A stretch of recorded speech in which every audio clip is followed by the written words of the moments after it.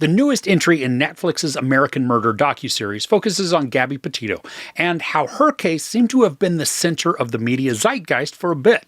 Does the show offer anything new, or is it just presenting the same info in a slightly different way? A young couple's cross-country van journey documented on social media ends in tragedy when domestic violence shatters their seemingly perfect life. Their story sparks a nationwide investigation and raises questions about family loyalty.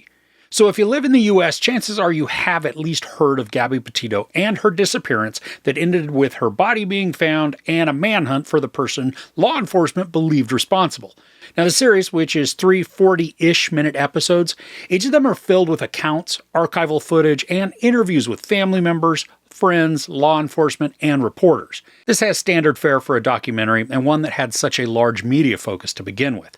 I appreciate that we're given audio and video footage from not only Gabby and her boyfriend's vlogging, but also from police body cams that showed one of the last times they were ever seen together, and with Gabby alive.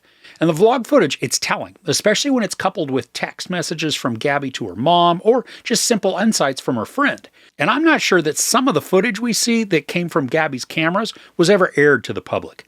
She only ever posted one video on YouTube, so some of what we got hadn't been edited down or published online. And these show some of the more tense moments between the couple, when her boyfriend, Brian Laundrie, would briefly let his guard down and let his darker demeanor show through that nice guy facade. Now, I think one of the most frustrating elements to this docuseries is what's told and shown about Laundrie's parents. And it's not the fault of the filmmakers. I mean, there's just this massive injustice that's captured with how Brian's parents aided and abetted him with knowledge of his crimes, and then how they were not prosecuted at all. There's a segment in the third episode that brings the search for Brian to a close. And it's very telling that his parents, despite a monster-sized search by law enforcement and volunteers, they were the ones to find his gear and then eventually him. And the way the documentary presents it makes it seem that they knew exactly where to look because of how quickly they found everything. It's just very sketch, especially when we're shown other footage of police encounters with the family, including a note that was found from Brian's mom to him. I mean, their actions are just stomach-turning from start to finish. Now, the show goes by pretty quickly, but it feels a tad longer than it is, simply because it's broken up into 3 parts. The total runtime's only about 2-ish hours, so this could have very easily been a documentary film instead, and it wouldn't have felt as long. For me, while the entire series is enveloping because of the tragic content, and it's captivating thanks to the emotional and insightful interviews with Gabby's parents and her close friends, the series touches on an element towards the very end that is hugely important in the missing person field, and it only got just a few short minutes of attention. There was pushback on the media about the intense focus that was extended to find Gabby and then to search for her fugitive boyfriend. And it's not so much the focus that her case received, but the pushback came from the drastically uneven focus that people of color, and then especially female people of color, receive when they go missing. The news cycles trample over themselves to cover the story of a pretty white girl who's gone missing or is hurt. But when somebody of the same age, skill, education, but just happens to not be white, the media goes radio silence, and the families would be lucky to get just a single segment in the local news covering a disappearance.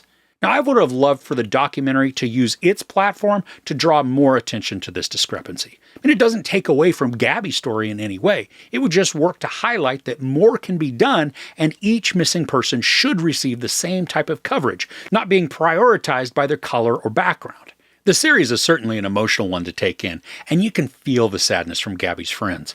But what is the most affecting is watching her parents relive some of the events as they recount what happened each step of the way. And I appreciate the gentleness and humanity that's showcased in some of these interviews. While we get to see some people break down, it doesn't feel exploitative.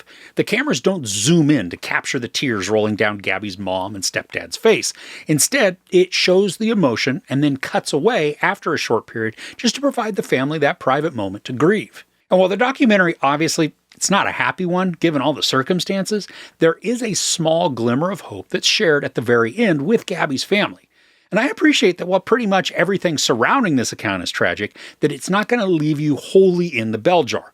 And it's most likely just going to leave you a bit irate at the injustice that is left unresolved surrounding Laundrie's parents' role in the entire situation. There's no sex or nudity, but there is profanity and descriptions of violence, which includes domestic abuse.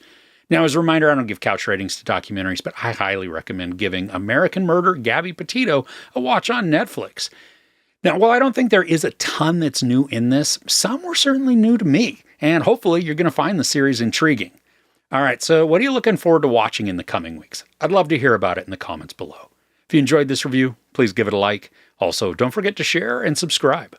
I'm Chris. This is Movies and Munchies. Thanks for couching with me.